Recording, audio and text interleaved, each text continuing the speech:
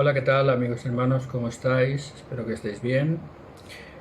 Este es un vídeo reacción que estoy grabando desde la tristeza y la pena. Y la verdad es que no me apetecía hacerlo, pero he estado pensando mucho y he decidido hacerlo. Advierto que es el primero y el último que voy a hacer al respecto con mi amigo Samuel Fernández, en respuesta a un vídeo que él me dedicó a mí personalmente. Y como digo, va a ser el único porque no quiero hacer más vídeos de este tipo y directamente creo que moralmente debía responderlo, pero no voy a entrar en una espiral de vídeo con vídeo, sino va a ser este el primero y el último que voy a hacer.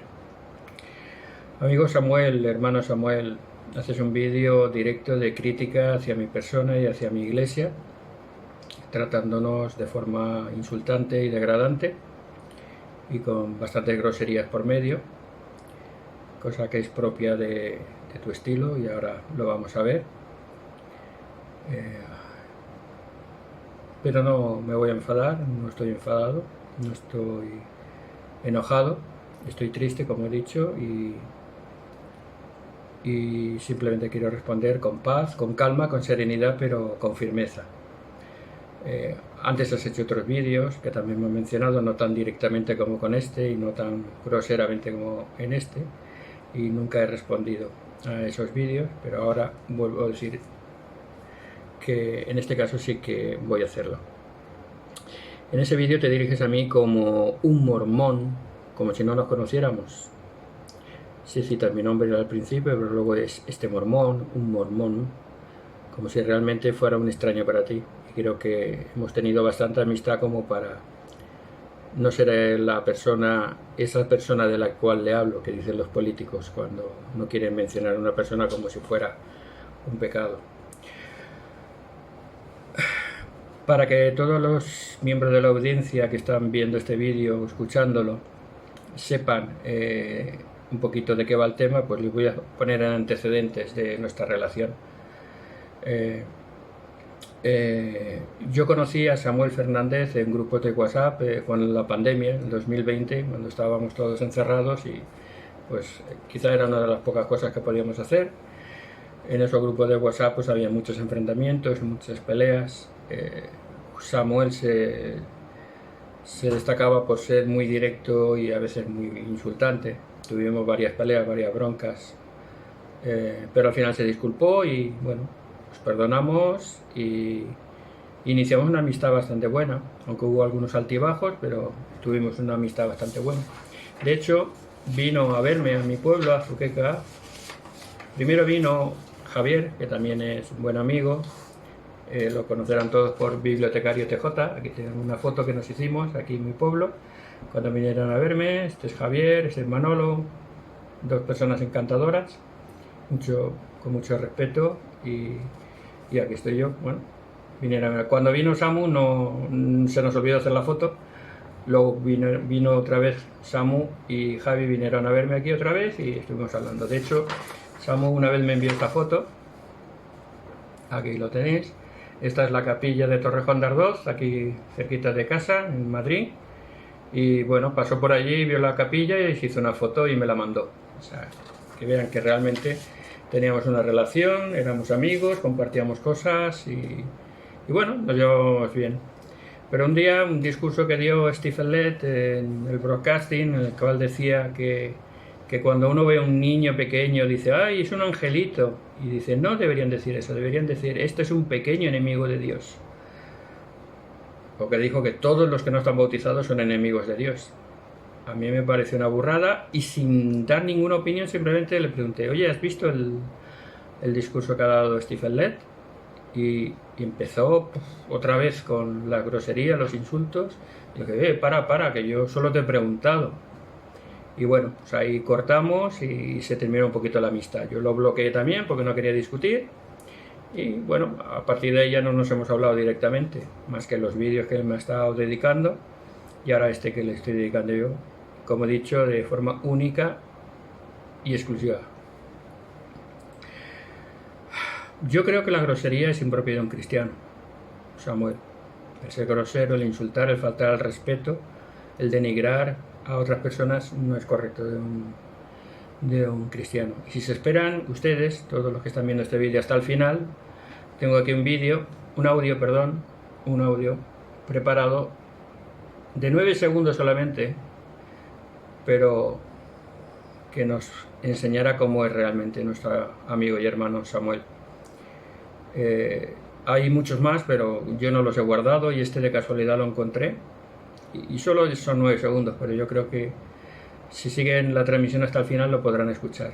Aquellos que sean sensibles a las groserías, 5 minutos antes de que acabe el vídeo pueden cortarlo, porque más o menos será cuando lo vaya a poner, unos minutos antes de acabar. Entonces, los que sean sensibles, como las películas, ¿no?, apaguen su dispositivo y no escuchen estas palabras. Bueno, pues como decía, esta es mi respuesta a un vídeo. De hecho, el vídeo que él me dedica viene por otra enfrente que tengo en directo. Samuel tuvo un debate con Guido Rojas, hermano católico muy educado y agradable. Saludos, Guido, si estás viendo este mensaje.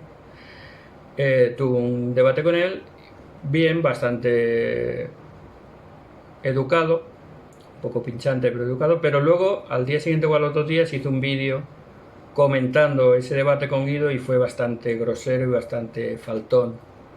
Y yo puse un comentario cuando Guido lo repasó y lo comentó también, y le dije: puede ser muy grosero, Samuel, puede llegar a ser muy grosero.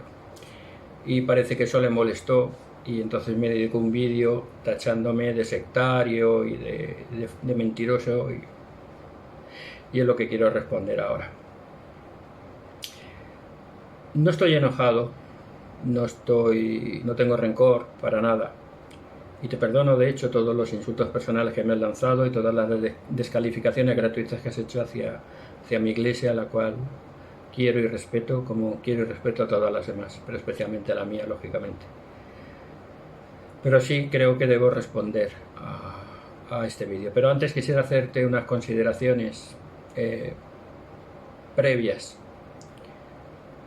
Tú en este vídeo tuyo, que prácticamente estás utilizando un vídeo mío, que tuve un debate con Carlos Blanco, y utilizas partes de ese vídeo para intentar hacerme quedar como mentiroso, cuando estás poniendo cortes muy pequeños fuera de contexto y en algunos casos malinterpretando mis palabras, porque yo no digo lo que tú crees que digo, o por lo menos no digo lo que tú dices que yo estoy diciendo. Si ves el vídeo completo te darás cuenta que no, si quieres darte cuenta, aunque cada uno percibe la realidad a su manera.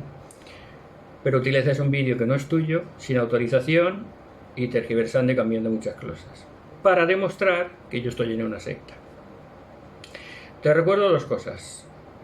Los insultos no son de Dios, y lo enseña Mateo 5, 21, 22, cuando Cristo dice: oísteis que fue dicho no matarás, pero yo os digo que el que se enoje con su hermano es reo de juicio, y aquel que le llame necio, no, más o menos, dice, no huirá del fuego del infierno, o algo así, dice, ¿no? Por lo tanto, el Señor nos advierte a no insultar ni faltar al respeto a nadie, ni a juzgar a los demás, ni enojarse con nadie, porque eso lo manda el Señor. También nos manda a amarnos unos a los otros, a todos, incluso a los enemigos. Si me consideras tu enemigo, el Señor te dice que me tienes que amar, y creo que insultando, vejando y utilizando palabras groseras no amas a nadie. Y sobre todo también descalificas viendo la paja en el ojo ajeno y quizá no ves la viga en el tuyo propio. Pues bueno, vamos a analizar este vídeo que tú haces. Pondré una copia, el enlace en los comentarios, para que cualquier persona que quiera verlo vea que no me estoy inventando nada, que voy a citar sus palabras textuales o aproximadamente textuales, y pueden comprobarlo. En este vídeo empiezas diciendo una frase, ¿no?, que quizás es la frase más importante. Dice que defines como secta que una secta es la que niega que lo es y esconde lo que enseña.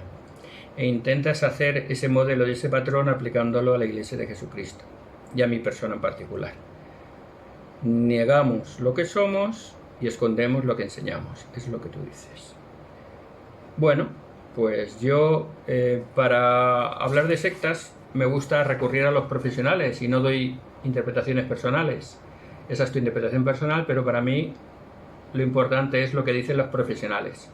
Porque tú eres, por ejemplo, un gran pintor, pero no creo que seas psicólogo, yo tampoco lo soy, por eso yo recurro a los profesionales. Entonces, si quiero saber lo que es una secta, este modelo Vite, altamente probado y cualificado, podemos utilizarlo para probar si somos una secta o no, pero no es el caso actualmente. Vamos a coger tu patrón, vamos a coger esa frase que repites varias veces: una secta es aquella que niega que lo es y esconde lo que enseña. Y de todo lo que tú dices voy a hacer dos cosas. Primero te responderé para aclarar que no somos una secta ni estamos haciendo lo que tú dices, y luego compararemos lo que tú dices con lo que vosotros enseñáis o practicáis, a ver si nosotros somos una secta o quizás lo sois vosotros, y expondré estas cosas y que las personas que están viendo este vídeo decidan a quién de los dos pertenecemos a una secta.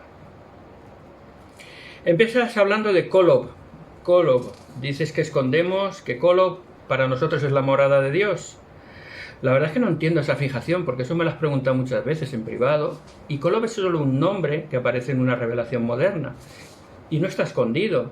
De hecho, tú citas un discurso del presidente Hinckley que habla de Kolob y un himno de la Iglesia que cantamos si pudiera ir a Kolob. Por lo tanto, si dices que una secta esconde lo que enseña y me estás citando un himno y un discurso que habla de eso, no sé qué escondemos. Si de hecho vas a la página de la Iglesia y entras en la biblioteca del Evangelio, vas a las Escrituras y en el buscador pones Kolob, te aparecen todas las referencias. Donde aparece Kolob, simplemente dice que es el lugar de la morada de Dios. Es un nombre, porque no tiene ningún otro significado. Ni decimos que Kolob coincida con cierta galaxia, con cierto planeta, con cierta estrella, en absoluto. Por lo tanto, no sé qué problema tienes con Kolob. Pero ni está escondido, ni tiene mayor significado como simplemente una palabra. Como Zarahemla, que era una ciudad nefita y está en el Libro de Mormón, pero no la identificamos con ningún sitio concreto. De hecho, y ahora contestándote a ti, tu fundador de los Testigos de Jehová, el pastor Russell, enseñaba que Dios vivía en las Pléyades. Es una constelación de estrellas, le llaman también las 7 hermanas. Él sí que decía que Dios vivía en las Pléyades. Las Pléyades sabemos dónde están. ¿Dios vive allí? Yo no lo sé. Tampoco tiene mayor relevancia. Pero si es por esconder, ahí se esconden más. Porque eso no lo enseñéis ahora, que yo sepa. Pero sí que está en los primeros escritos del fundador, de los estudiantes de la Biblia. Luego llegas a un punto bastante importante, bastante sangrante, por decirlo de alguna manera. Y es que dices que la Iglesia de Jesucristo apoyó a los nazis en 1937. Que nosotros fuimos partidarios de los nazis y compartíamos con los nazis. Esto realmente es muy triste.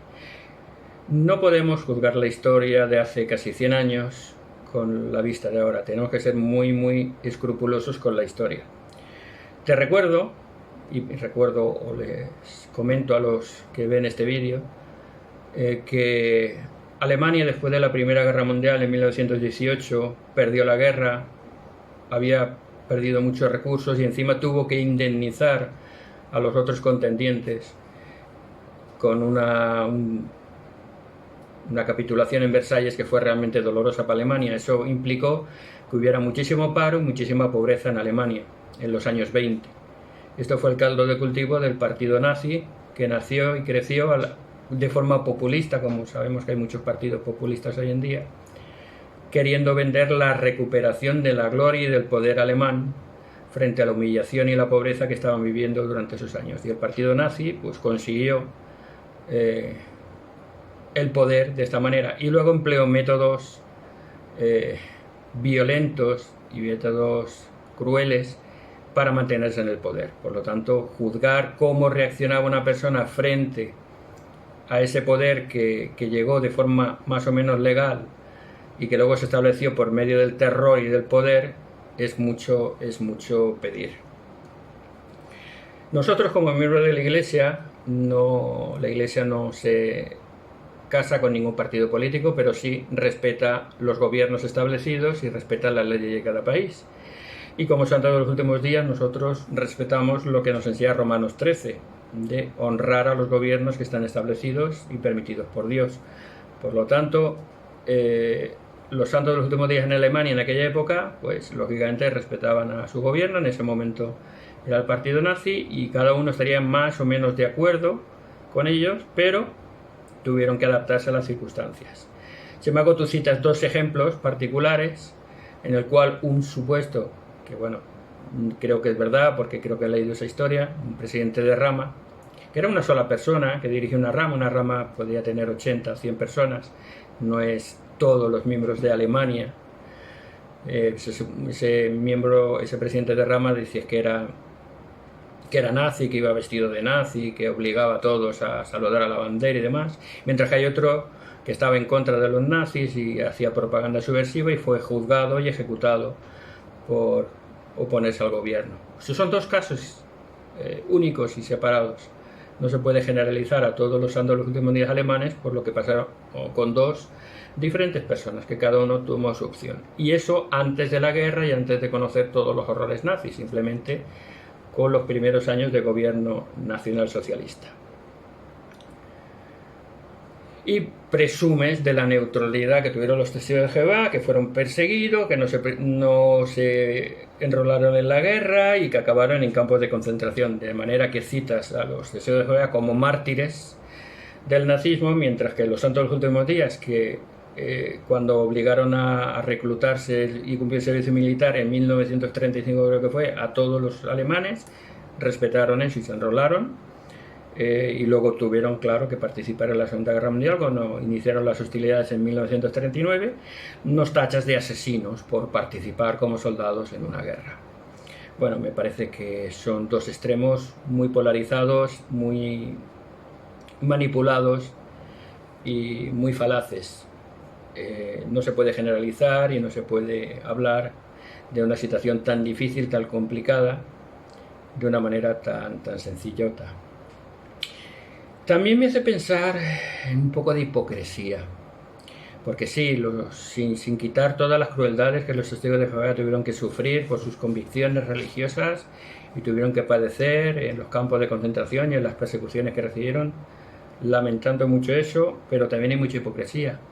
Porque ¿quién nos libró de los campos de concentración? ¿Quién nos devolvió la libertad religiosa?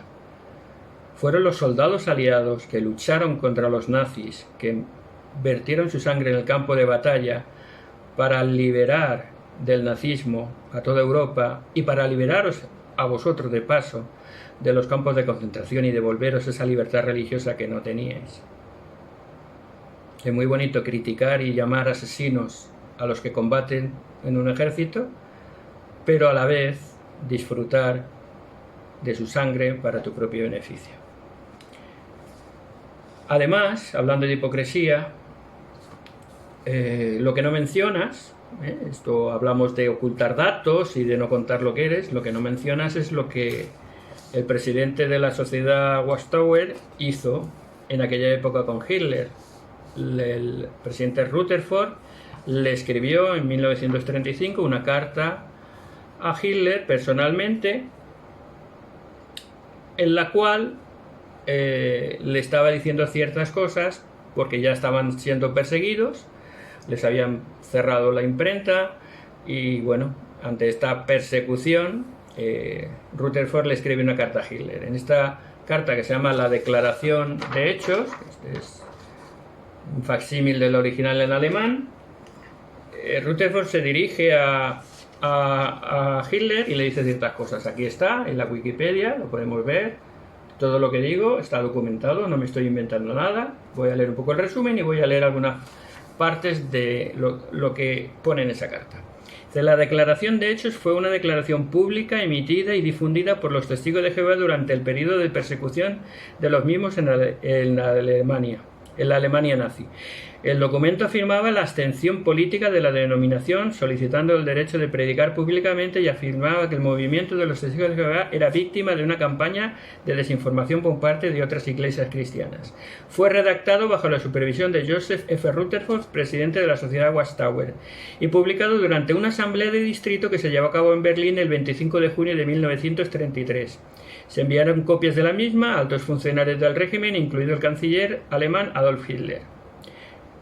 Y bueno, pues no salió como esperaban, sino que eso enfadó a Hitler y aún los persiguieron mal, les quemaron libros y fue el principio de las detenciones y los hostigamientos. Aquí hay bastantes hojas, pueden verlo, está en la Wikipedia, no me invento nada, lo tienen todo aquí. Vamos a ver ahora la traducción al español de esta declaración de hechos y vamos a ver algunos puntos importantes, cito literalmente, de lo que decía Rutherford.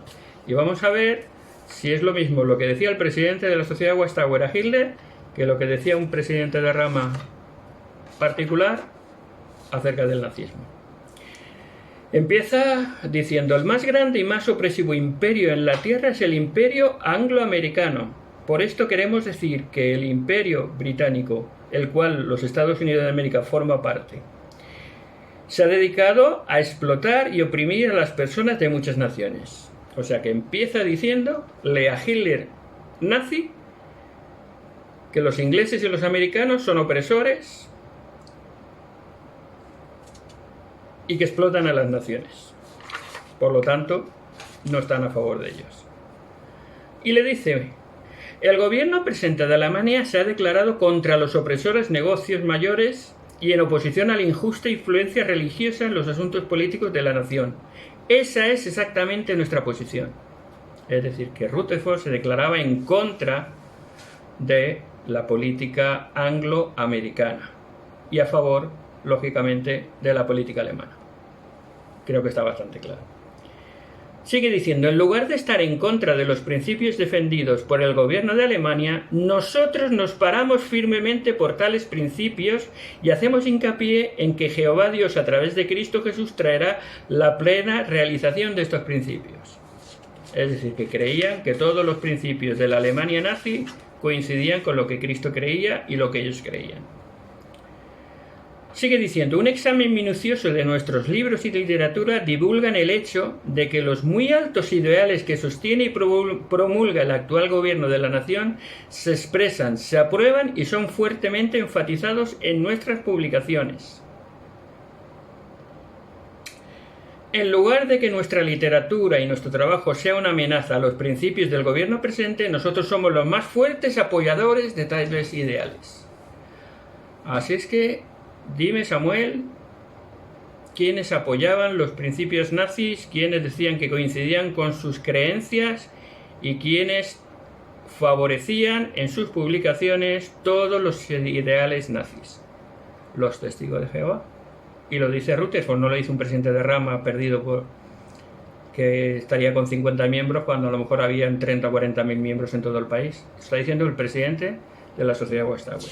Por lo tanto, aquí vemos dos cosas: que no se puede hablar, que no se puede esconder, que Rutherford apoyaba a Hitler, estaba de acuerdo con todos sus ideales, que odiaba a los ingleses, a los británicos, a los judíos también, no lo he citado, se me ha olvidado, pero a los judíos también los pone verdes, como los nazis, y dice que está a favor de todo su aparato. Eso no lo dices, Samu. Solo te centras en un pequeño presidente de rama que vestía de nazi, mientras que el presidente de tu sociedad apoyaba y coincidía y proclamaba las bondades de los ideales nazis. Esa asamblea además se celebró en Berlín, como he dicho, en un local lleno de esvásticas, lo dice por aquí, no lo he leído, pero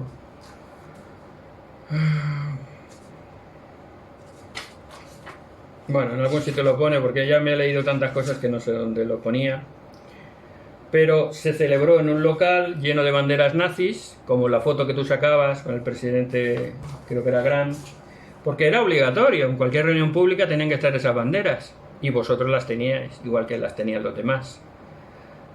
Y justamente se cantó el himno 64 al empezar esa reunión de esa asamblea de distrito, que curiosamente la música de ese himno es el himno nacional de Alemania, ese himno tan famoso que todavía sigue y que los nazis respetaron, y vosotros ese himno le pusisteis una letra y la cantabais con la música del himno nacional alemán. Curioso, ¿verdad? Cantando el himno nacional alemán en un local lleno de banderas nazis y proclamando, leyendo esta declaración en la cual vuestra sociedad, vuestras publicaciones estaban apoyando todos los ideales nazis. Bueno, pues recuerda aquello de mirar la paja en el ojo ajeno y no ver la viga en el tuyo propio. Dices que somos una secta que justifica barbaridades. Dime tú esto qué es. Dime qué es esto. Y esto no es mentira, no me lo he inventado yo, ¿eh? Esto cualquier persona puede documentarse como yo me he documentado. Así de sencillo y así de claro. Comparemos un pequeño presidente de rama que puede ser todo lo radical que sea políticamente, porque aquí somos libres. En España hay miembros del PP, del PSOE, de Podemos, de Vox. Cada uno tiene sus creencias, pero las creencias las dejamos aparte y en la iglesia somos todos hermanos. Pero que un presidente de una asociación, que además dicen que sois completamente neutrales, pues aquí no se ve la neutralidad por ningún lado. Aquí no veo yo neutralidad por ningún lado. Es un apoyo directo, completo y definitivo a las políticas y los ideales hitlerianos. ¿Quién oculta? ¿Quién esconde? Porque esto no lo contáis. Contáis lo de los campos de concentración, que fue terrible. Contáis todas las vejaciones, los que asesinaron, los que murieron. Pero no contáis que Rutherford apoyaba esto. Y que cuando le salió mal, porque Hitler se mosqueó y se enfadó, y aún persiguió más a los testigos, no contáis por qué fue, porque luego le escribió una segunda carta insultando a Hitler, y entonces ya fue el cabreo total de Hitler, y ya lo pagaron los pobres testigos de Jehová de a pie. Porque Rutherford no fue a Alemania a hablar con Hitler. Escribía desde su despacho en Nueva York, pero los que sufrieron fueron los testigos de a pie. Y además neutrales. Sigamos. Secta que justifica barbaridades. Hablando del magisterio de la iglesia, sigues hablando, porque yo hablaba con Carlos Blanco del magisterio, decía que no tenemos un magisterio, y lo repito, no tenemos ningún magisterio. Tenemos apóstoles y profetas que nos hablan por inspiración, y nosotros, por el Espíritu Santo, sabemos que lo que dicen es verdad. Y seguimos sus consejos porque van de acuerdo con el Espíritu Santo que todos los miembros tienen. Eso no es un magisterio, eso es predicar la palabra como hacían los apóstoles. Pedro y Pablo predicaban la palabra, y los santos de aquella época que escuchaban eran edificados y obedecían esa palabra porque venían de Dios. Hacemos lo mismo, eso no es un magisterio. De hecho, Brigham Young, una de sus citas famosas, el segundo profeta de la iglesia, decía algo así como: tengo tanto miedo de que los santos escuchen mis palabras y las obedezcan sin cuestionárselo, que me da miedo, decía algo así. Porque lo que deben de hacer, dice, es, después de escucharme a mí, orarle a Dios y preguntarle si lo que yo he dicho es la voluntad de Dios o me lo he inventado. Algo así venía a decir. Y invitaba a todos los miembros a orar para recibir un testimonio personal de que lo que el profeta enseñaba era la voluntad del Señor. Por lo tanto, creo que está muy claro que no seguimos un magisterio. Tampoco es una anarquía. Pensar por uno mismo no es una anarquía, porque el Espíritu Santo nos une. El Espíritu Santo nos une. Ahora bien, yo, antes de que tú nacieras, Samuel, ya asistía en algunas ocasiones a un salón del reino de los testigos de Jehová. En 1977 me invitaron, estaba muy cerca, estaba al lado de mi casa. El primer salón de los testigos de Jehová estaba prácticamente a 3 manzanas, 3 cuadras de mi casa, estaba el salón. Podías ir andando en 3 minutos. Y fui varias veces. Y lo que me llamó la atención es que el estudio de la atalaya, los hermanos cogían la atalaya, empezaban, la abrían, leían un párrafo y decía el que dirigía, que conduce no me acuerdo cómo lo llamáis vosotros, el conductor de la lectura, lea usted, hermano, este párrafo y después vamos a hacer una pregunta. Y la pregunta estaba escrita debajo del párrafo. Y yo decía, bueno, leen el párrafo, luego la pregunta está escrita, y lo que más me sorprendió es que la respuesta también estaba después. Entonces se leía el texto, se leía la pregunta y se leía la respuesta. Yo entonces no entendía lo que era, solo decía, me parecía, con 15 años que tenía, me parecía algo extrañísimo. Luego ya aprendí lo que en política se llama pensamiento único, control mental, y ahora me doy cuenta de lo que es, ¿no? Si uno lee un párrafo, lee la pregunta y lee la respuesta, poco pensamiento independiente tiene uno y poco juicio crítico o posibilidad de pensar por uno mismo o de recibir la guía del espíritu cuando todo está escrito. Eso no es anarquía, eso sí que es control completo y pensamiento único. Eso tampoco lo contáis vosotros, ¿no? Sigamos. Dice que nosotros somos una secta de la cual se han separado otras sectas. De cierta manera sí, es verdad. La iglesia se organizó por medio de José Smith y a la muerte de José Smith algunos grupos se separaron. Básicamente fueron grupos pequeños, como yo recuerdo Strang, con unos pocos cientos de personas que desaparecieron después de unos años. De hecho, en el Museo de Historia de la Iglesia hay un gran cartel, un panel en una pared donde está todos los grupos que se separaron después de la muerte de José, donde fueron y lo que duraron. Y el único prácticamente que quedó fue los que se llamaban entonces la Iglesia Reorganizada, que ahora se llama Comunidad de Cristo, que están en Illinois, no, en Missouri, y que son 250.000 personas aproximadamente. Teniendo en cuenta que la iglesia, su cuerpo principal, siguió intacto y que actualmente somos 17 millones de personas, pues es un grupo pequeño. Y bueno, cada uno puede separarse y hacer lo que quiera, nadie está obligado a seguirnos hasta el infierno, ¿no? O hasta el cielo. Pero esto es así. Sin embargo, si buscas en Google estudiantes de la Biblia,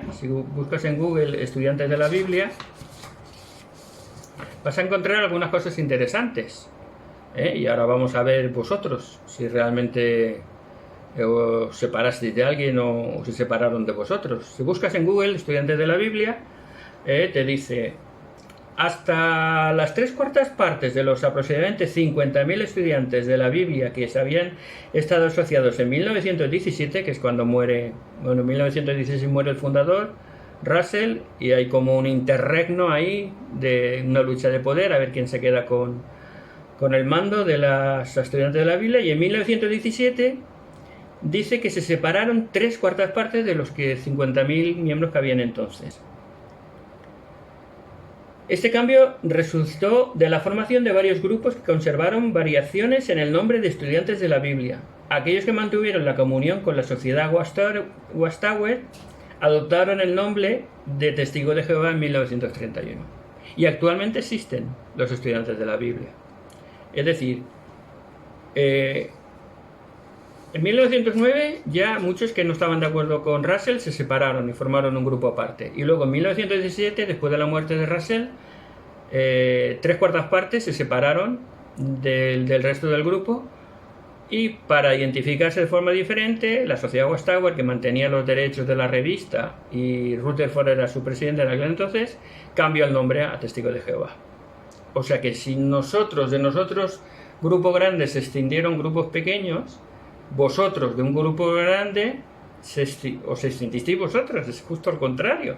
Y eso no lo contáis. No os contáis que existen los estudiantes de la Biblia, todavía existen, y publican una revista, se llaman Ruselitas, si no recuerdo mal, o algún grupo, porque creo que hay 2 o 3, y los estudiantes de la Biblia originales todavía existen.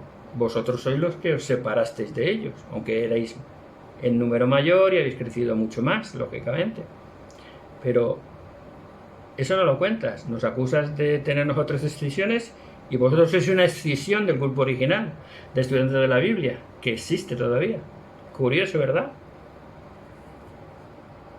Y luego yo soy el mentiroso, soy el que miente y yo escondo las cosas. Luego citas de que nosotros enseñamos que Cristo era polígamo. Nunca se ha enseñado eso, nunca ha sido doctrina de la Iglesia. Citas a Orson Hyde, que fue uno de los primeros apóstoles del Qur'án original, y Jedediah Grant, que fue consejero de Brigham Young. Pero hay una cosa importante, o dos cosas importantes. Todo eso que citas que ellos comentaron acerca de este tema está escrito en el Journal of Discourses, o sea, el diario de discursos.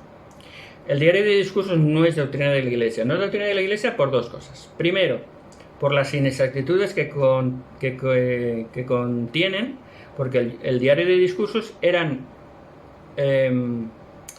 no eran discursos escritos por los apóstoles que luego publicaban, no. Eran discursos que daban, que improvisaban en muchas ocasiones, y que algunos hermanos recibieron permiso para para copiar en taquigrafía lo que estaban diciendo para luego publicarlo y llevarlo a más sitios.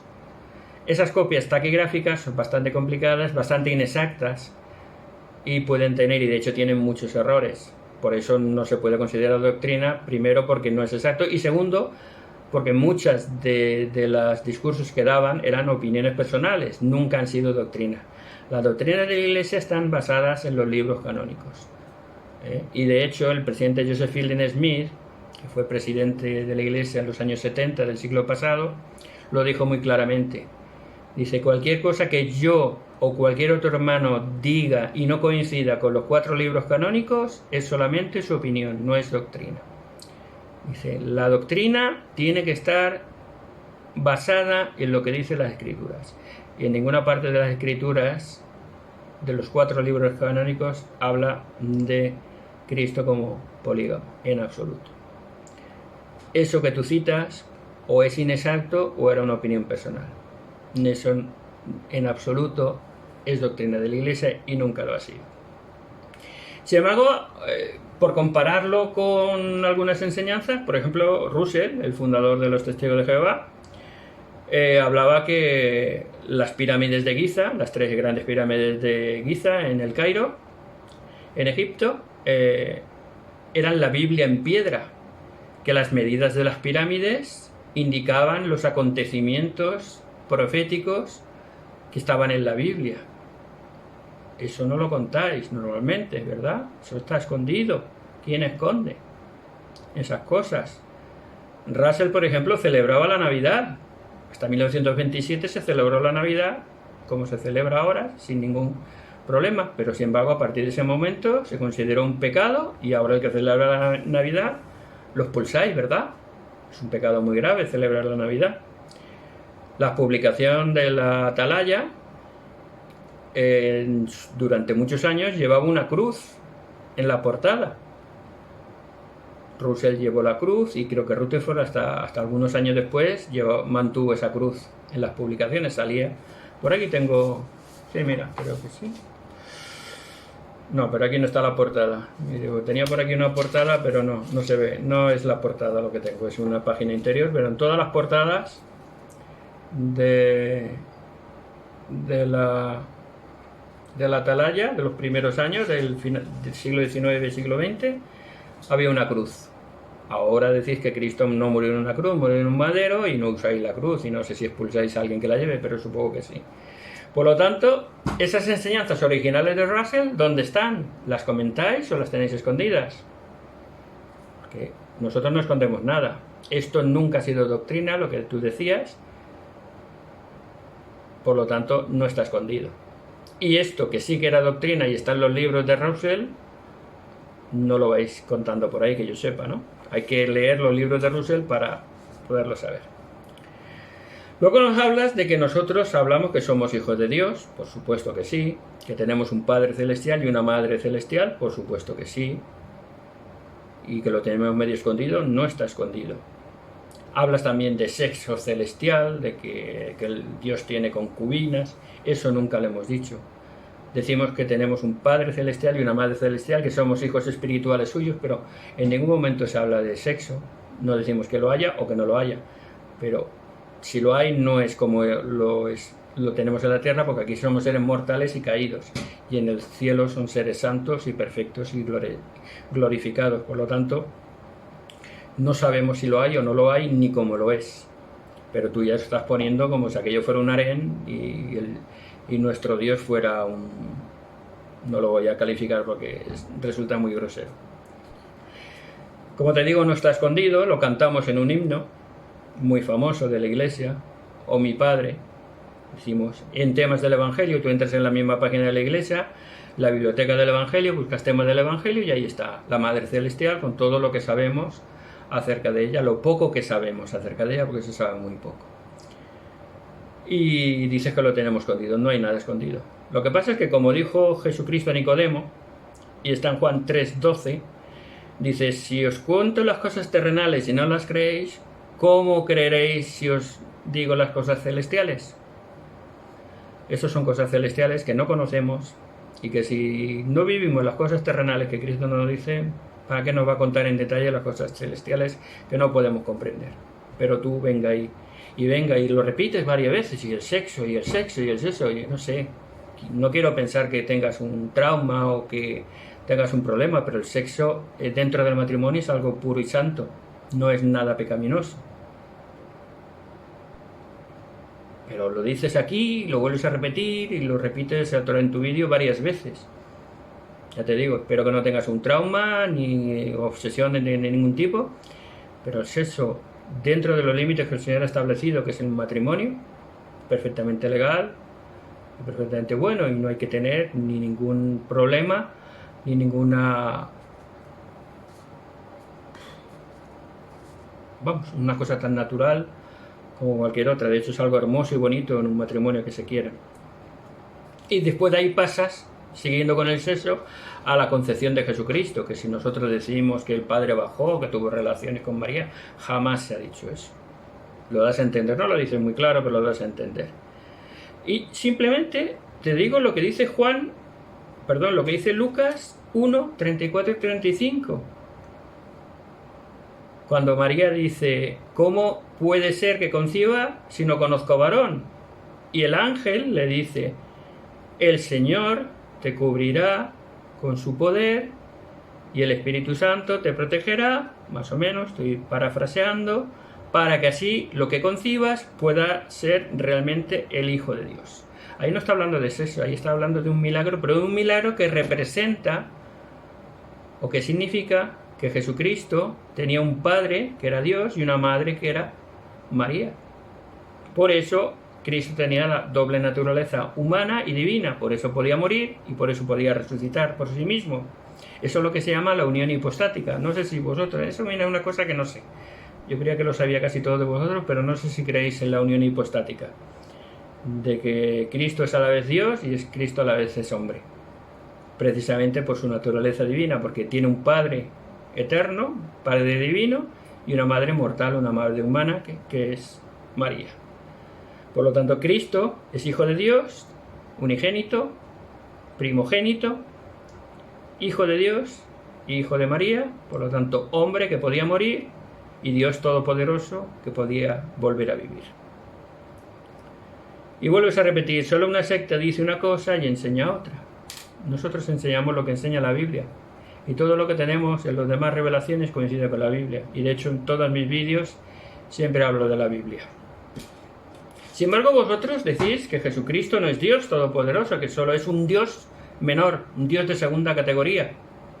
De hecho, decís que Cristo es el arcángel Miguel, o sea, que es un diosecillo, es un arcángel poderoso, un semidios. Citas a Hércules tú en un momento.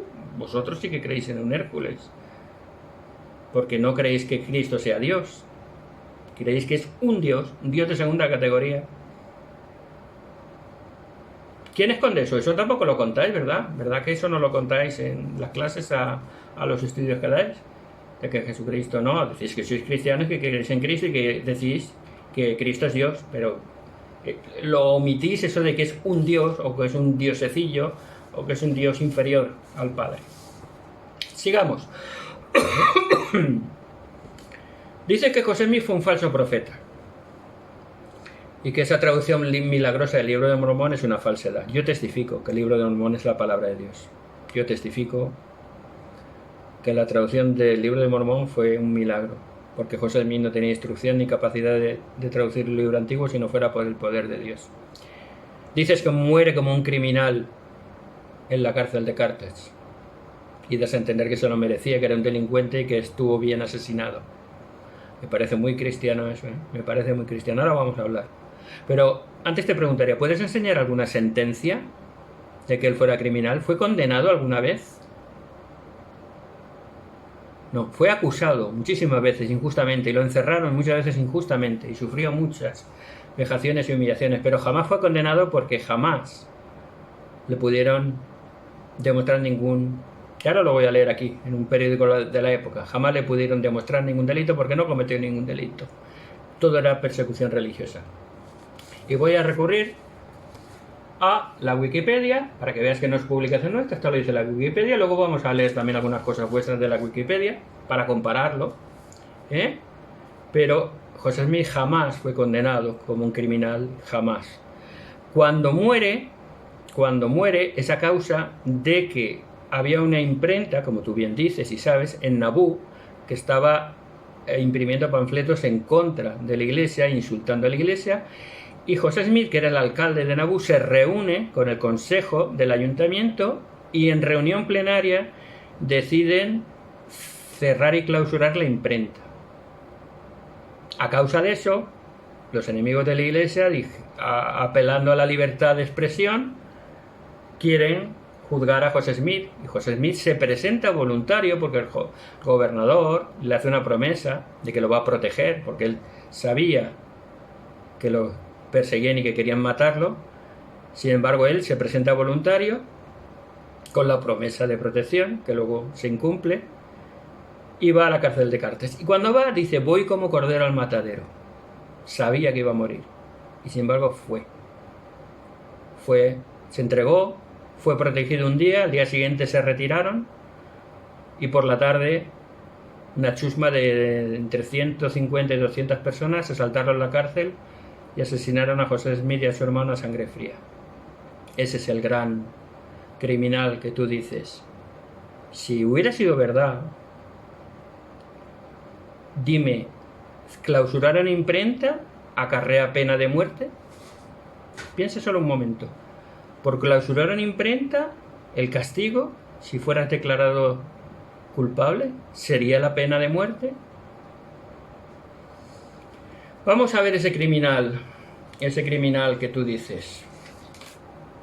Dice la Wikipedia: José Smith, como presidente de la iglesia, alcalde de Nauvoo, y Hiram Smith, su hermano mayor y patriarca de la iglesia, fueron sometidos a un sinnúmero de acusaciones, agresiones personales y varios encarcelamientos bajo cargos que no tenían mayor sustento legal, tales como alterar el orden público o promover milicias belicosas.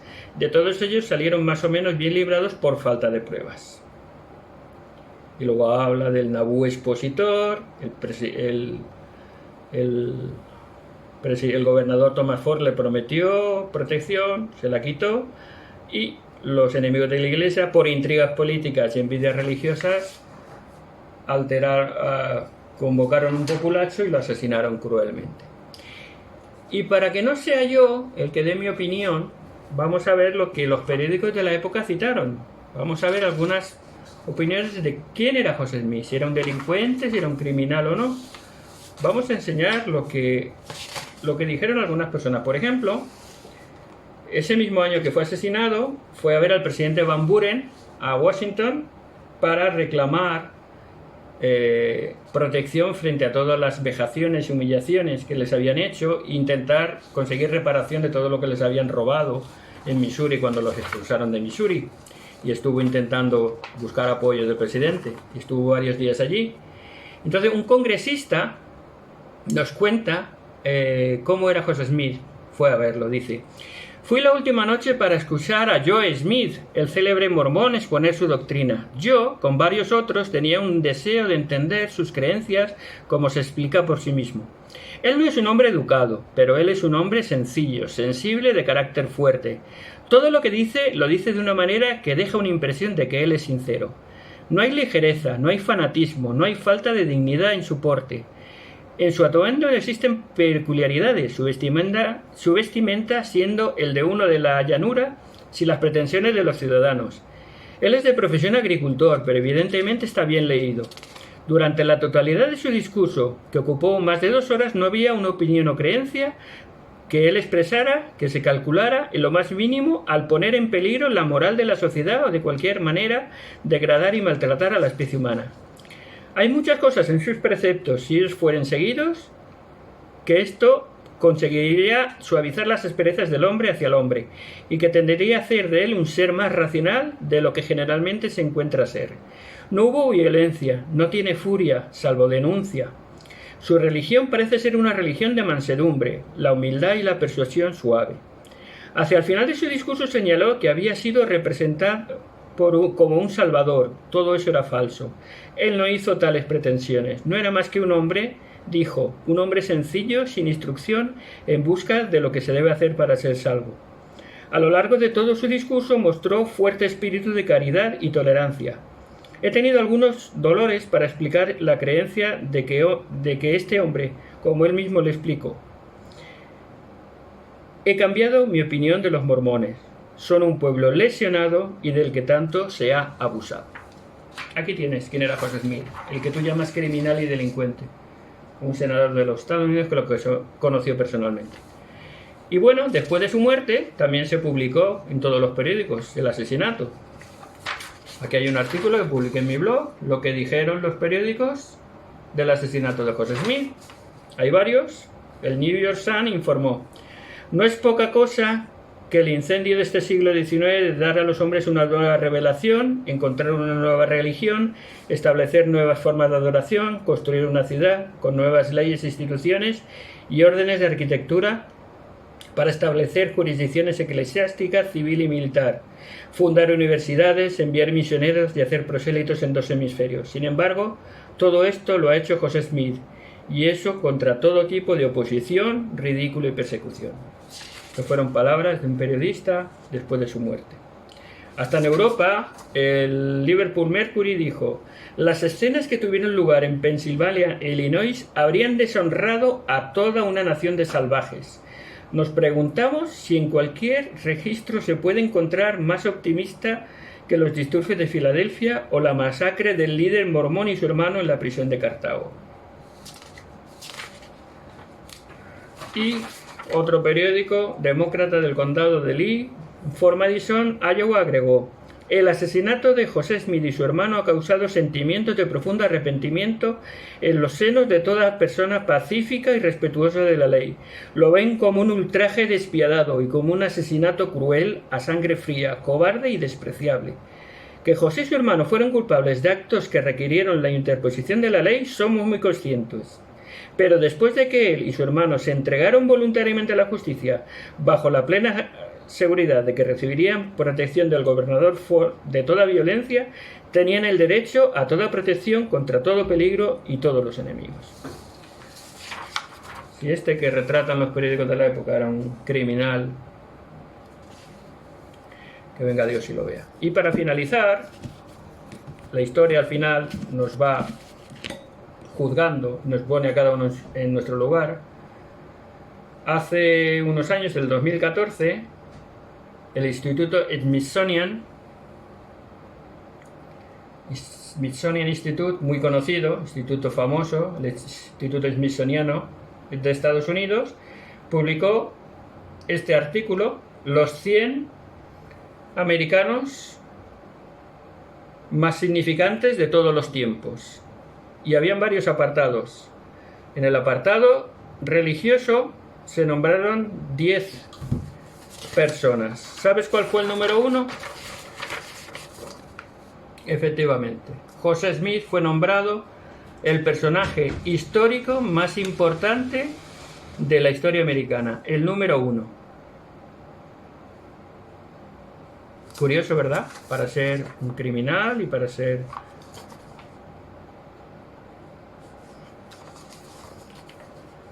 un delincuente. ¿Puedes cerrar, por favor, la puerta? Y para ser un delincuente es curioso que la historia del Instituto Smithsoniano lo considere el personaje más religioso más importante. Y curiosamente, el número 3 de la lista, Brigham Young.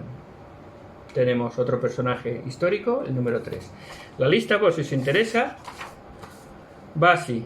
Primero, José Smith. Segundo, William Penn. Tercero, Brigham Young. Luego, Roger Williams, Anne Hutchinson, Jonathan Edwards, L. Ron Hubbard, Elena G. de White, Cotton Mathers, Mary Baker Eddy y Billy Graham.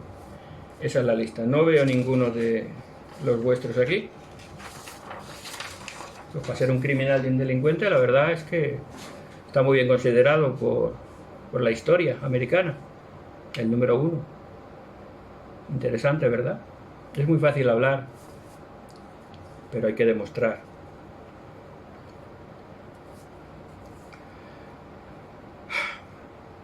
Ahora yo, si quisiera hacer lo mismo con vosotros, podría coger la historia de Charles Taze Russell, analizarla y libremente juzgarla. No lo voy a hacer, pero fíjate, hay un dato interesante.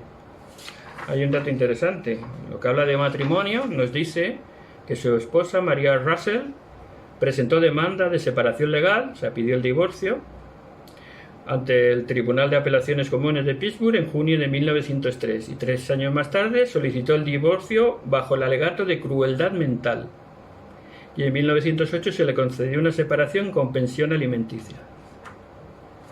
Podría decir muchas cosas de Russell, no las voy a decir porque no sé la historia de él, no sé lo que pasó ni lo que no pasó, pero es un hecho histórico que su esposa, por crueldad mental, pidió el divorcio, se le concedió y una pensión alimenticia. Yo no voy a juzgarlo, ni voy a calificarlo, porque no conozco los detalles, pero es un hecho. Y al presidente segundo, Rutherford, fue encarcelado en 1918, creo que fue, condenado a 20 años de prisión, él y 7 más del cuerpo gobernante. Y luego fue liberado en 1919, 9 meses después. Por favor, por favor.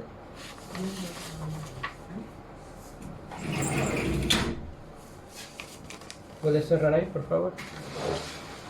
Que es un poco tarde, estoy grabando bastante tarde y me estoy alargando mucho, pero quiero contestar a todo. Fue encarcelado, condenado a 20 años, liberado después y exonerado. Me alegro mucho que fuera exonerado porque la causa creo que era más política que criminal realmente. Pero él estuvo condenado y estuvo en la cárcel y cumplió condena por traición a la patria. Y no lo voy a juzgar. De hecho, me parece bien que lo exoneraran, particularmente de lo que yo sé, me parece bien que lo exoneraran. Pero volvemos a lo mismo. Es muy fácil hablar, muy fácil juzgar y criticar, pero primero hay que probarlo, lo que tú dices. Hay que probarlo. Y segundo, hay que conocer todos los hechos para poder juzgar. Luego, hablando de profetas verdaderos o profetas falsos, bueno, pues Joseph Smith hizo muchas profecías, todas se cumplieron. De hecho, la más famosa, la más clara y la más evidente está registrada en Doctrina y Convenios, la sección 87, la cual profetizó acerca de la Guerra Civil Americana, 30 años antes de que pasara. 1832 dijo que habría una guerra entre el norte y el sur. No solo dijo que iba a haber una guerra, que la hubo, sino que dijo que empezaría en Carolina del Sur, como empezó, en Fort Sumner, que la causa sería los esclavos, como así fue, que la Gran Bretaña acudiría o sería solicitada en ayuda por los estados del sur y que los negros serían armados como soldados y entrenados para la guerra, como así pasó. Es decir, que profetizó un hecho con 5 variables y ese hecho con sus 5 variables se cumplieron. Eso es un profeta de Dios, como dice Levítico 18, al que tienes que tener respeto porque lo que él dice se cumple.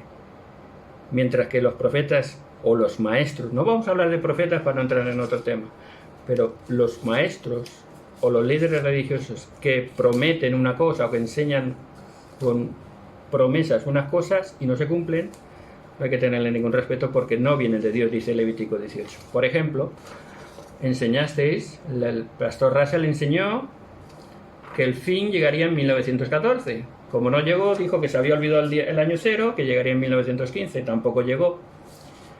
Después murió en 1916 y se acabó el tema. Pero luego, un poquito más tarde, Rutherford, en una promesa positiva, dijo el famoso discurso millones que ahora viven jamás morirán, y dijo que en 1925 llegaría el fin y que los antiguos patriarcas de la antigüedad resucitarían, y para ello les construyó una casita muy hermosa, un palacio en Betzarim. Aquí hay recortes hasta de prensa, tengo hasta recortes de prensa porque fue un discurso muy famoso, es que iba predicando por todo Estados Unidos que en 1925 se acababa. Aquí hay diferentes periódicos históricos que decían eso: millones que ahora viven no morirán jamás, y proclamaba el fin del mundo para 1925. Pues bueno, han pasado 100 años y todavía estamos aquí. Luego más adelante, otro siguiente líder, Nor, dijo que en 1975 se acababa el mundo. Esto me acuerdo yo, era pequeñito, pero me acuerdo que decían: los testigos de Jehová dicen que en el 75 se acaba el mundo.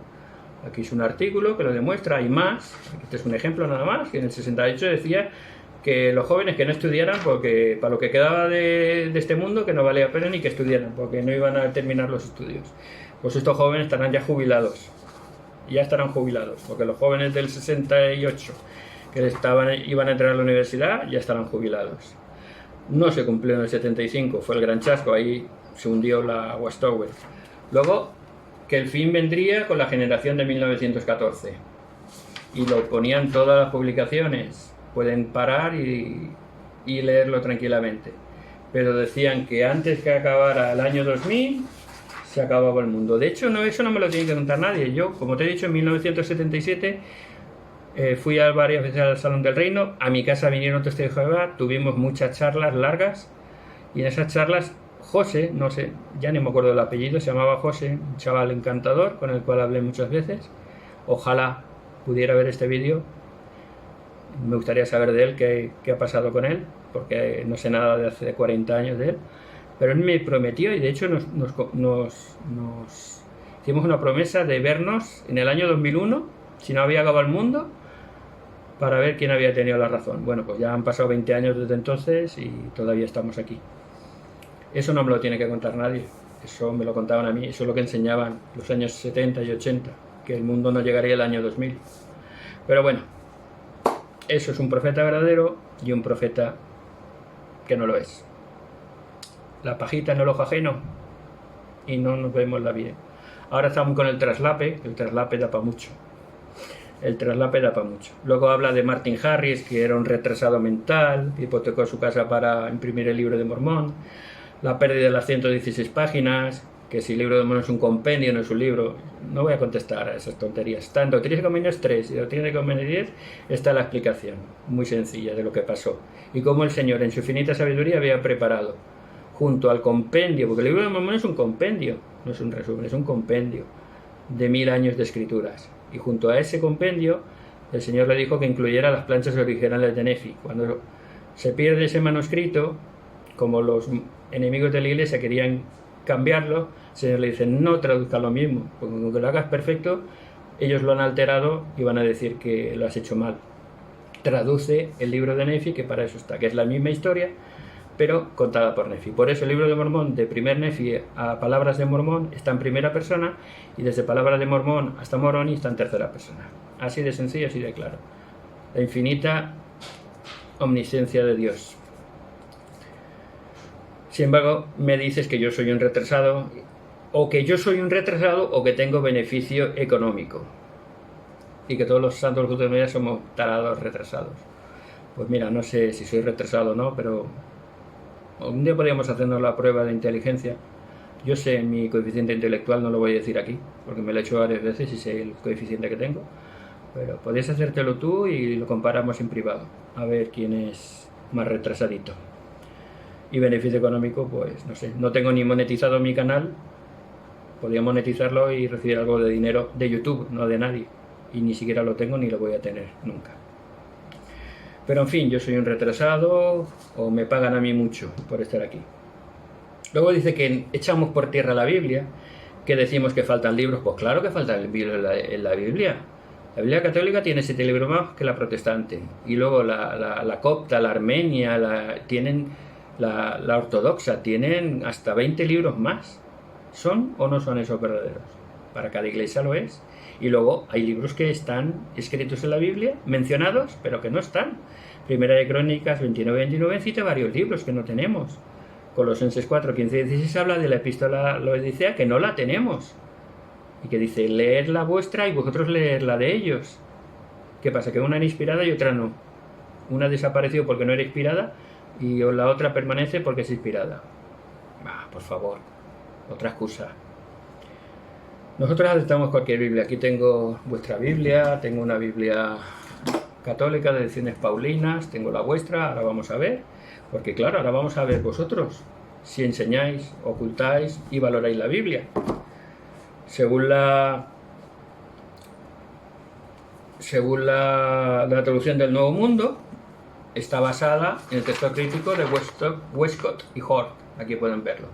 Los Westcott y Hort están muy cuestionados por muchos. De esto dicen que es un texto corrupto y satánico, porque tanto Westcott como Hort formaron sociedades secretas y sociedades ocultistas. Y pueden buscarlo, Westcott y Hort. Aquí tienen los nombres y verán toda la polémica y todas las acusaciones. Yo no voy a entrar en esto, pero esto es historia. Y también Johannes Greber, la versión de la traducción del Nuevo Mundo, está basada en el Nuevo Testamento, no sé si lo pueden ver aquí, Johannes Greber. Y Johannes Greber sí que era un espiritualista. Él traducía escuchando los espíritus que le decían lo que tenía que traducir. Y pueden verlo aquí, pueden buscarlo en internet. Entonces vuestra Biblia, por vosotros, está reconocida en un texto muy discutido y en un traductor que escuchaba espíritus. Y luego además, faltan muchos versículos, más de 40 versículos en esta versión no están. Y otros han sido cambiados. Por ejemplo, vamos a ver algunos. Hechos 8:37. Hechos 8:37. Vamos a ver qué dice en vuestra versión. Hechos 8:37. Hay una rayita. Ahí hay una rayita. Aquí. En el 37 no está. Vamos a ver, por ejemplo, Mateo 18:11.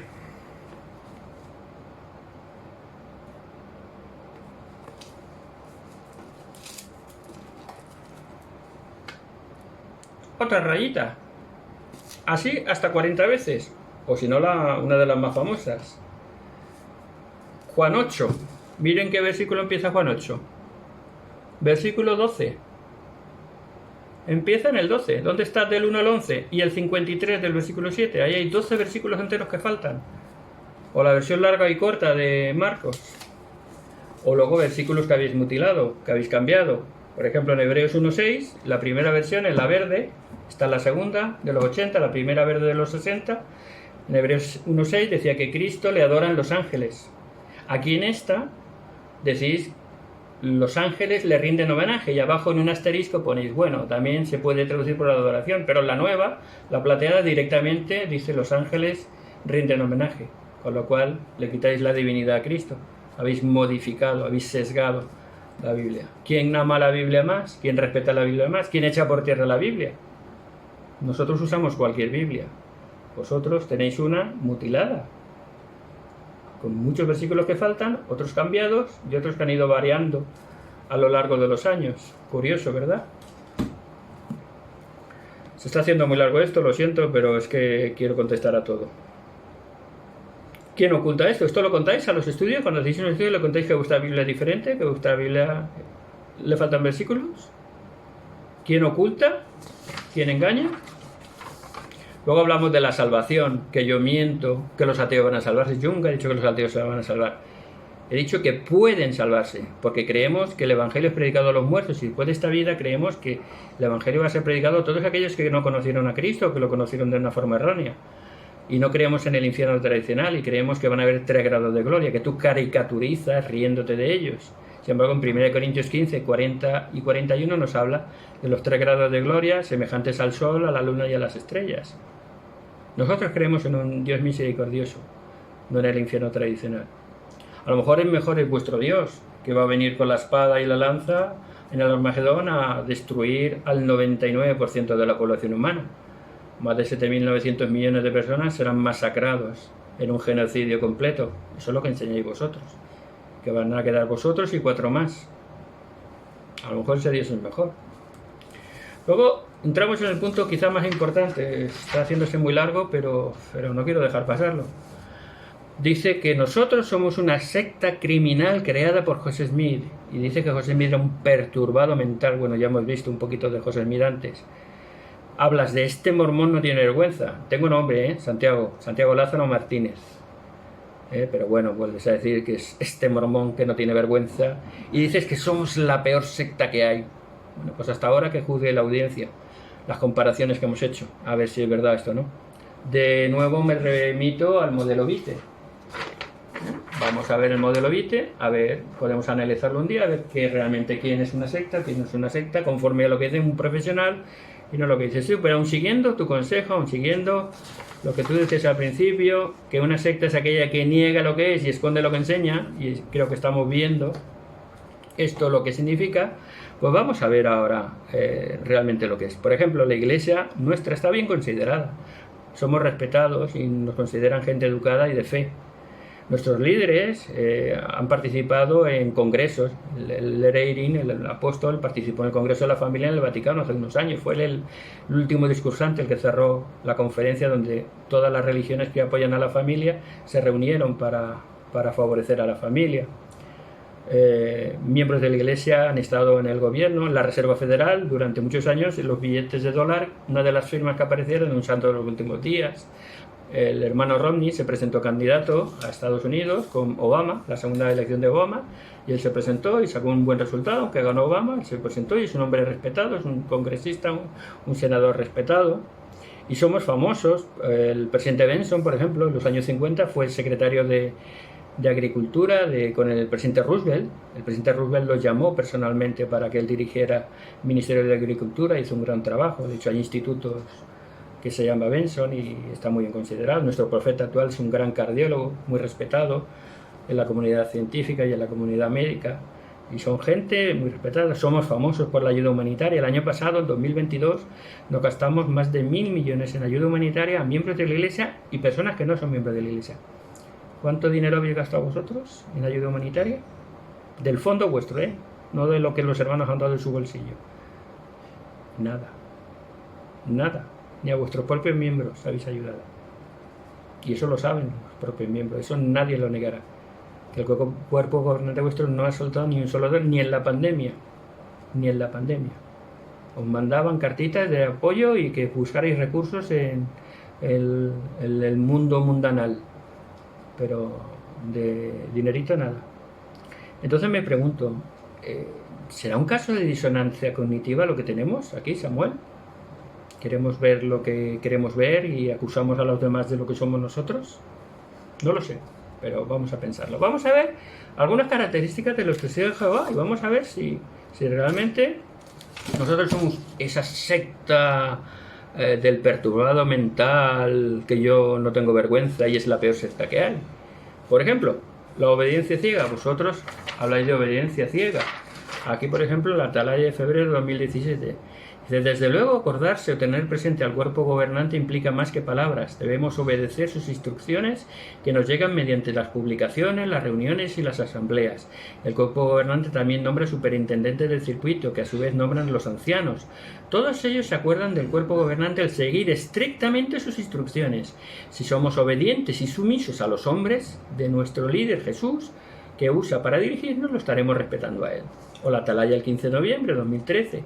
Las instrucciones que reciban de la Organización de Jehová quizás no les parezcan aconsejables desde un punto de vista estratégico o humano, pero todos nosotros debemos estar listos para obedecer todas las instrucciones que nos den.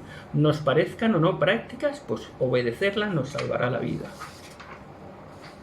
Obediencia ciega y completa. Esas creo que están en el modelo Vite, Machismo. Machismo. Aquí tenemos, se ve muy pequeñito, pero nadie me lo va a negar. Vosotros creéis que la mujer es inferior al hombre, que la mujer debe someterse al hombre.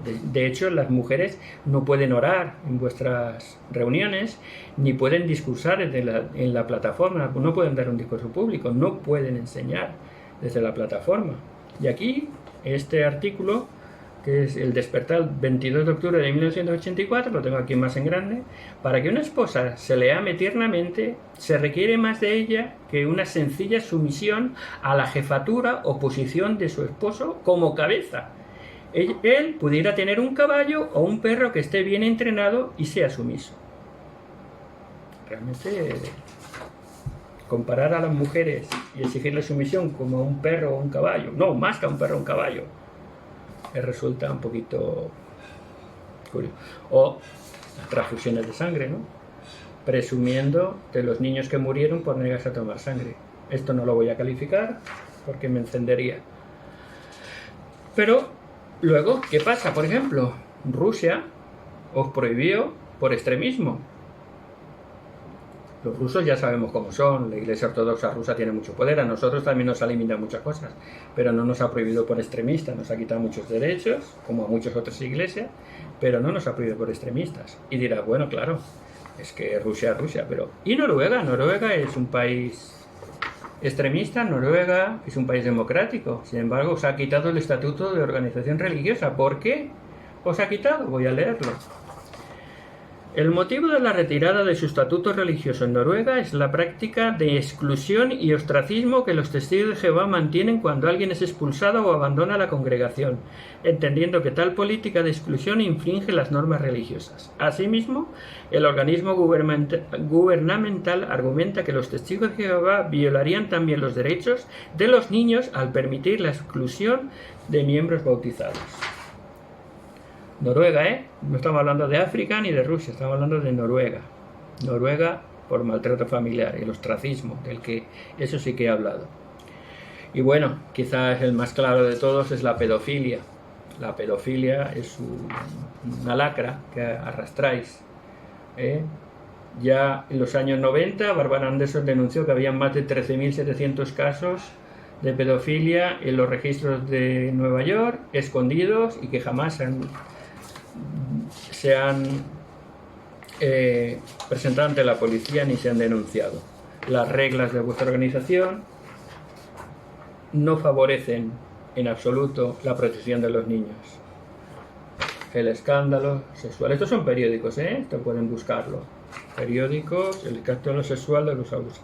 9 hombres en Pensilvania, eso fue el año pasado, acusados de abusar sexualmente de menores de edad.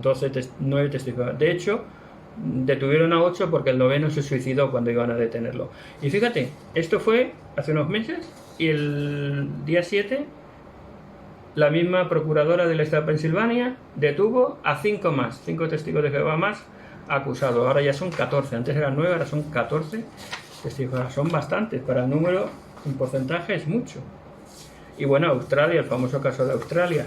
2015 se demostró que más de 1.000 abusadores probados, testigos de Jehová, en los últimos 60 años.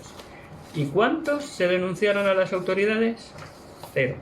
Porque en todo grupo hay abusos. Nadie estamos libres de tener depredadores entre nosotros. Ese no es el problema, eso es muy triste y penoso.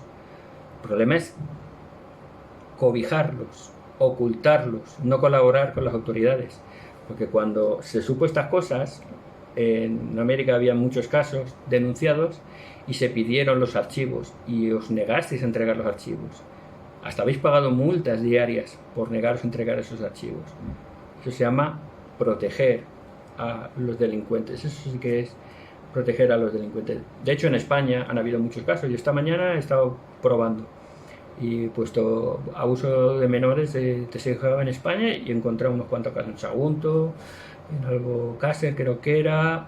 De hecho, de la Asociación de Víctimas de Testigos de Jehová hay varios, Israel, Gabriel, varios que han denunciado y que fueron cubiertos por la propia organización y no les hicieron caso. Sin embargo, he puesto abusos de mormones, abuso sexual de mormones en España y no encuentro ninguno. A ver, los haylos, seguramente, en todo el mundo, pero en España no. Yo llevo 47 años y no he escuchado ninguno. Sin embargo, de los que oigo por ahí, ex testigos de Jehová, casi todos conocen algún caso, en su congregación o alguna congregación próxima. ¿Por qué? Porque nunca os habéis preocupado realmente de proteger a las víctimas. Protegéis a la organización por encima de las víctimas. Protegéis a la organización por encima de las víctimas. ¿Dónde aparece publicado? Por ejemplo, Australia lleva ya 8 años publicado. ¿Dónde aparece eso en vuestras publicaciones? ¿Vuestra página web aparece, en el caso de Australia? Aparecen Noruega, no, solo aparece que como persecución religiosa, no aparecen los porqués, no aparecen los casos de Pensilvania, no aparecen los casos de Estados Unidos, Kansas County, de Montana, de California, en Nueva York, muchos casos que hay aparte de Pensilvania. Todo eso no aparece. ¿Quién oculta? ¿Esto lo enseñáis a los estudiantes cuando dais un estudio? ¿Quién oculta? Periódicos, testigos de Jehová ocultaron más de 1000 casos.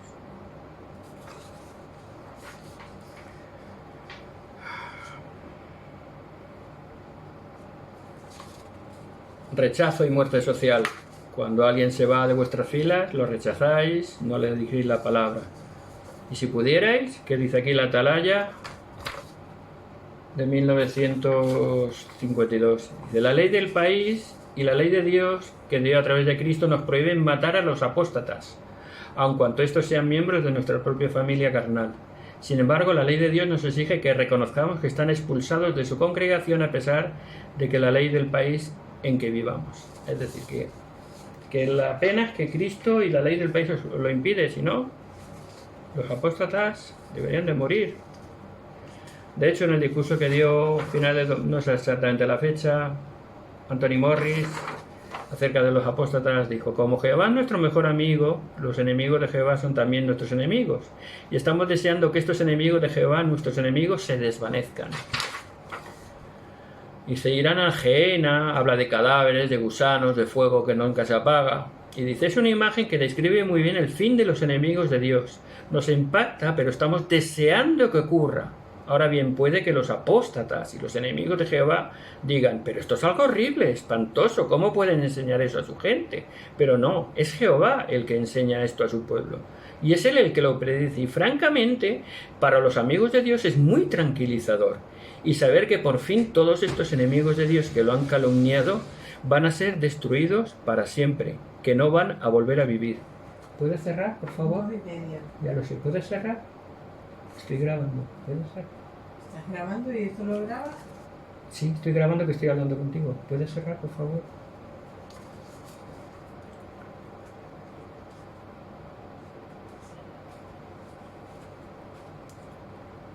Es que es muy tarde, la verdad. Es muy tarde. Pero bueno, quiero acabar ya. Es muy tranquilizador saber que por fin todos estos enemigos de Dios que lo han calumniado van a ser destruidos para siempre y no van a volver a vivir. Nunca. Bueno, no es que nos alegre que alguien se muera, pero cuando se trata de los enemigos de Dios, pues nos alegra que ya no estén, especialmente los apóstatas. Y para finalizar encendía un cerillito, lo soplaba y decía, se desvanecerán como el humo.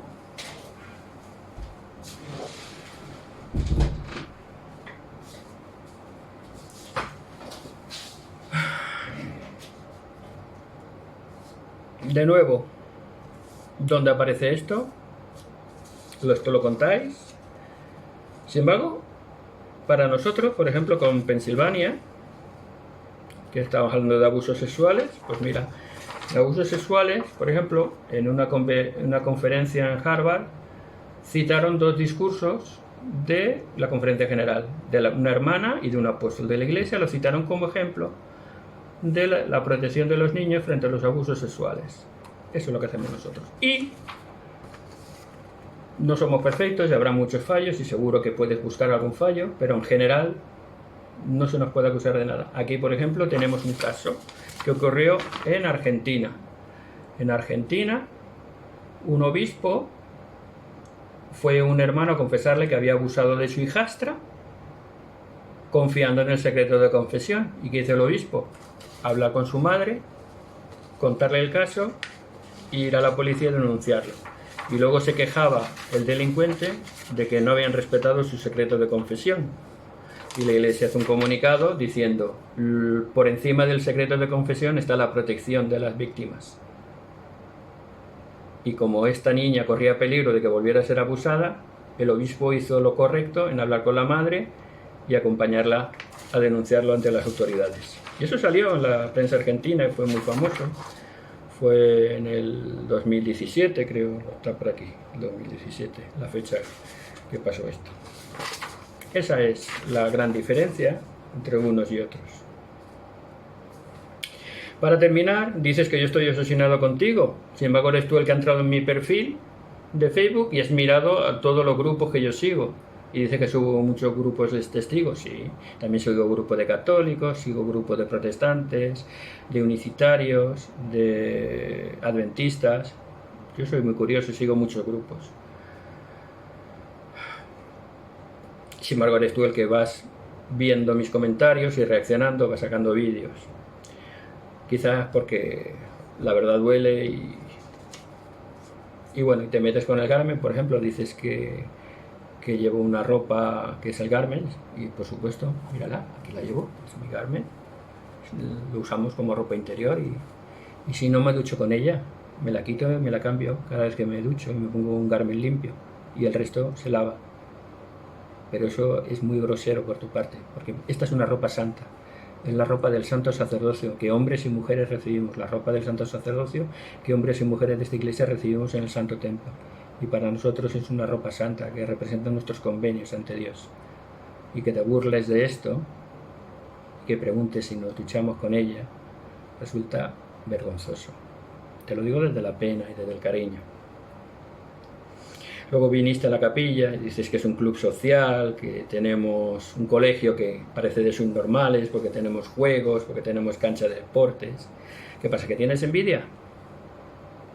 Porque sí, nosotros tenemos una capilla con un salón sacramental donde nos reunimos todos, participamos en la Santa Cena y escuchamos discursos de hombres y de mujeres. Las mujeres pueden hablar en nuestra iglesia, son iguales que los hombres.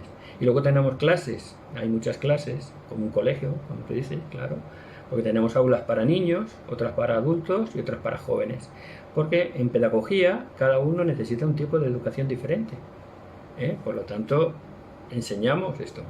Claro, tú vas a un salón del reino, como yo fui en 1977, donde están todos juntos, unas reuniones, y los niños desde 2, 3, 5, 10 años tienen que escuchar 3 horas de reuniones o 2 horas de reuniones de adultos para adultos cuando ellos son niños. Y muchos cuentan que aguantaban a pellizcos. A pellizcos y a bofetones aguantaban las reuniones. Si eso te parece mejor, pues el colegio de subnormales me lo quedo yo. Y para terminar, reconoces que eres un grosero, eso te honra. Dices que vas a cambiar, pero sin embargo lo repites una y otra vez, repites las groserías. Dices que me avergüenzo de ser sud, yo no me avergüenzo ni me escondo. Que predicabas en grupos de WhatsApp mormones, no, tú no predicabas, tú insultabas, me venías a descalificar e insultar. Pero bueno, llegó la hora del audio, vamos a poner el audio y ustedes juzguen su forma de hablar y su forma de tratar, el cristiano perfecto. Vamos a ver si lo podemos escuchar. El audio dice: a ver, payaso, cuando hablas de subnormal me imagino que hablas de tu padre, ¿no, imbécil? Ten cuidado, pedazo de mierda, como me hables a mí, por cierto te voy a echar de aquí, imbécil. Un gran cristiano, el que dice que cualquier testigo de Jehová es mejor, el peor de los testigos de Jehová es mejor que cualquier cristiano, de la cristiandad, de la gran Babilonia, de Ramé, de los enemigos de Dios, de Babilonia la Grande. Todos los que no somos testigos somos Babilonia la Grande. Pues si no lo han oído bien, vamos a repetirlo, escúchenlo. Es muy reconocible su voz además. A ver, payaso, cuando hablas de su... Audio restringido por YouTube. Audio restringido por YouTube. Audio restringido por YouTube. Bueno, este es nuestro amigo Samuel. Ya queda todo claro. Dice que creemos en alucinaciones bárbaras, que somos unos necios, que nuestro Dios no existe, que somos unos hijos de Satanás y unos subnormales, que yo le odio. En absoluto. Bueno, podemos creer en barbaridades, pero nosotros podemos ser ingenuos y creer en un Dios misericordioso, en un Padre celestial, en un reino de gloria. Pero eso puede ser ingenuo, pero no es peligroso como lo que creen otras personas. Yo a pesar de todo te quiero, Samu. Te quiero y te aprecio mucho. Y espero que algún día nos podamos abrazar, si no en esta vida, después. Luego hablas de la masacre de Montamirus, una masacre injustificada, pero fue un hecho aislado de ciertas personas, no fue de la iglesia, en unas circunstancias difíciles de guerra, y esos cometieron un crimen injustificable. Pero lo que no cuentas es que cuando Brigham Young fue gobernador del estado, se preocupó de investigar y de juzgar a los culpables, que inculpó a varias personas y a una se le probó culpable y fue ejecutado por esa masacre. Eso no lo cuentas, ¿verdad? Y que el sitio de Mountain Meadows todos los años se respeta, todos los años se hacen homenaje, y que hay contactos de los miembros de la iglesia con los descendientes de los asesinados, y que hay un espíritu de amor y de reconciliación muy hermoso entre los descendientes de los asesinados y los miembros de la iglesia de la zona que viven allí.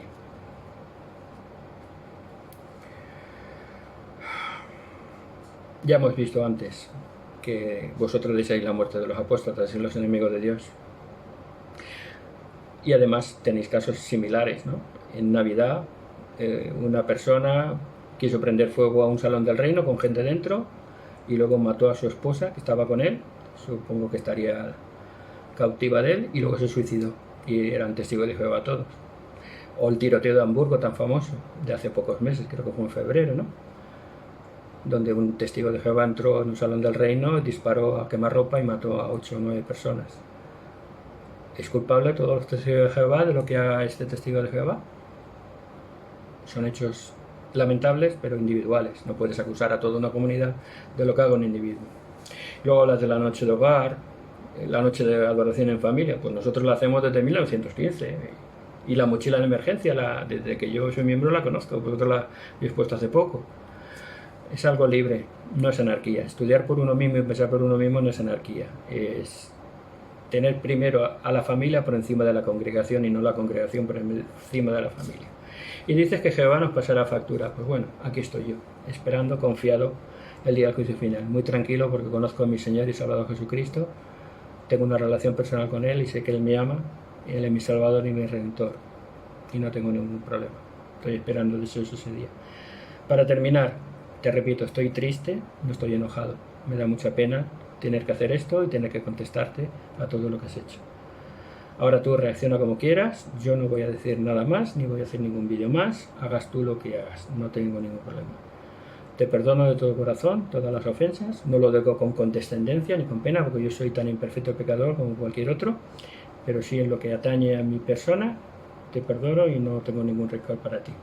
Quiero seguir a Cristo y Cristo nos manda a perdonar a todas las personas y amarnos unos a otros. Como te digo, ojalá algún día nos veamos, te pueda abrazar, ya sea en este mundo o después de este mundo. Que Dios te bendiga. Te aprecio y te quiero de verdad, Sam. Un abrazo. Y un abrazo y un cariño para todos los que han llegado hasta aquí para ver este triste y largo vídeo.